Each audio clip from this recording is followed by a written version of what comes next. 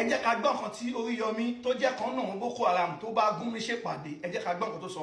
Ẹ̀yin accord party ẹ ti fowó yín jóná ní candidate. Oriyomi tẹ mú wáyé F9 ni, ẹ gbọ́ nǹkan tó sọ. Wá jókòó kájọ máa sọ̀rọ̀ Islam, wá jókòó àwọn ẹgbẹ́ tó jáde fún gómìnà ṣé rádaràdà tó ń sọ lélẹ̀ ṣọ́rọ̀ Islam ló ń sọ. Wọ́n ń sọ̀rọ̀ bórílẹ̀-èdè wọn bí ìlú ṣe máa ní dàgbàsókè. Ìwọ ń sọ̀rọ̀ Muhammadu tó jọ ọmọ àlè ọmọ Saudi ọmọ Mẹ́kà. Orí pé accord ẹ ti fowó yín jóná, ẹ wo ọmọ àlè tẹ gbé wá, ẹ wò.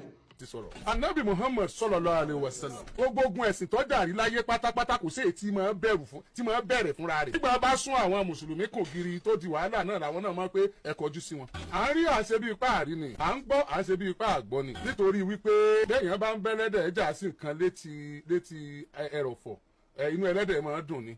Aláṣọ funfun oní ọ̀fẹ́ ẹlẹ́dẹ̀ ẹlẹ̀ létí ẹrọ̀fọ̀ kó máa gbé wàhálà rẹ̀ lọ. Lórí tó bá tàn kó sínú ẹrọ̀fọ̀ ẹlẹ́dẹ̀ ọmọ jubiléètì ni, ìbànújẹ́ ni ó sì jẹ́ fáláṣọ funfun. Elépo pupa tí ń sọ fáláṣọ funfun pé ó yá máa bọ̀ jájọ fà á jájọ jà. Aláṣọ funfun ni ó fi ilẹ̀ tí ó bá tiẹ̀ lọ tọrọ mọ̀ pé fẹ́ tepo sáṣọ àlà òun. Ó ní yangi tó sì rú yangi tí ń lé elépo pupa kiri ó fẹ́ bá lọ́jà jẹ́ ni ó fẹ́ depo rẹ̀ nù ni. Ẹ̀yin èèyàn ẹ má dìbò fún accord party ní Ọ̀yọ́ state, ẹ lè dìbò fún accord ní Ọ̀ṣun.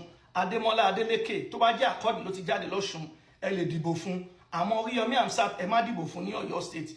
Ìwọ tó bá ti dìbò fún Oriyomi Hamzat ó túmọ̀ sí pé ó gba ṣẹ̀ríà lò láàyè ní ilẹ̀ wa ni.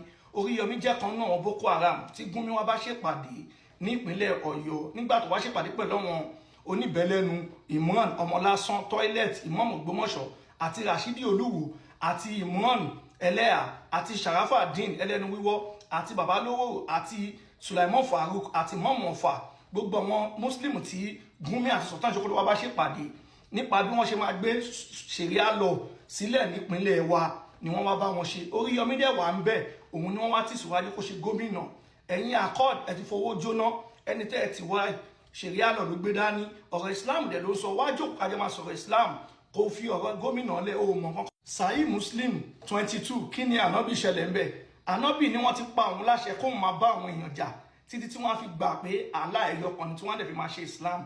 Wọ́n lè gbà pé òun Muhammadu náà òjíṣẹ́ Allah lòun. Ó ní tí wọ́n bá ti ń ṣe èyí tí wọ́n ń kírun tí wọ́n san sàká, ó ní ọlá wọn ẹ̀mí wọn ní wọn gbogbo nǹkan ní wọn òun á dá sílẹ̀. Ó ní àwọn tí wọn ò bá ṣe ó ní wọ́n máa fi ikú ṣèfà jẹ. Ṣẹgbọ́ nínú Sahih Muslim 22. Ẹ já lọ sí Quran 9:29. Muhammadu ní Allah ti ní kóun máa pa àwọn èèyàn kóun máa bá wọn jà títí tí wọ́n á fi gbà fún Allah, tí wọ́n á dẹ̀ gba ọjọ́ kẹyìn, títí tí wọ́n á fi gba nǹkan tí Allah àti ohun Muhammadu ń sọ àti nǹkan táwọn ṣe ní èèwọ̀, tí wọ́n á fi gbà pé ẹ̀sìn Islam ẹ̀sìn òdodo ni nínú àwọn tí wọ́n fún ní ìwé ìyẹn bíi Bible, Quran, Injil.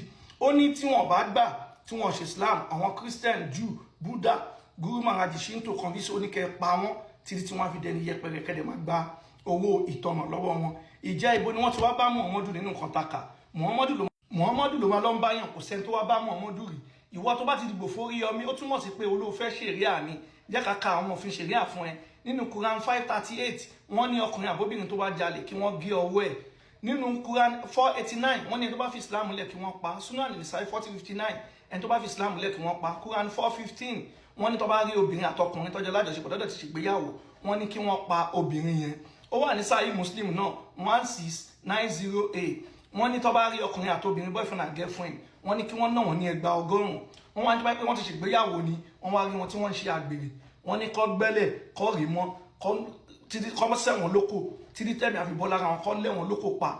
Ìjẹ́ ìwọ tó bá ti dìbò fún Oriyomi Hamzat nípínlẹ̀ Ọ̀yọ́ ṣẹ̀ríà lọ ló fẹ́, torí Oriyomi Hamzat wà náà tó fẹ́ ṣẹ̀ríà lọ.